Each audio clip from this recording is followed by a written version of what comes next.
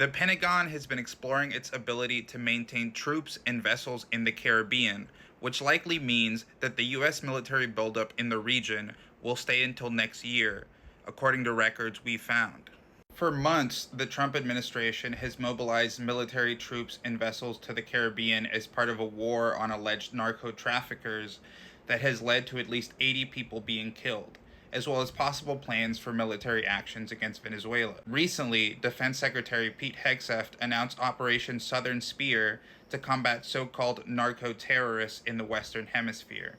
It hasn't been clear how long this mobilization will stay in the Caribbean.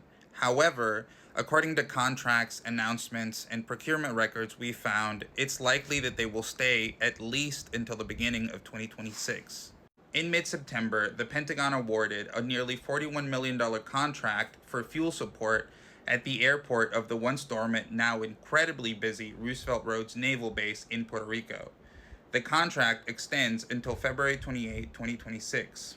At around the same time, the Navy issued a combined synopsis solicitation for food to the airport for troops from the 22nd Marine Expeditionary Unit, which has been in the region since mid-August. It's currently unclear if that solicitation has been fulfilled. However, the optional delivery period ends on December 31st.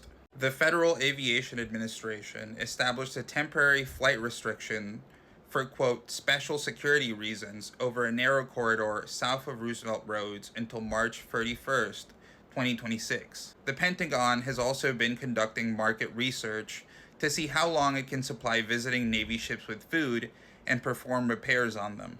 A notice published by the Navy in September was looking to identify sources to perform ship repairs in several U.S. territories, including St. Thomas in the U.S. Virgin Islands, Guantanamo Bay in Cuba, and San Juan and Ponce in Puerto Rico.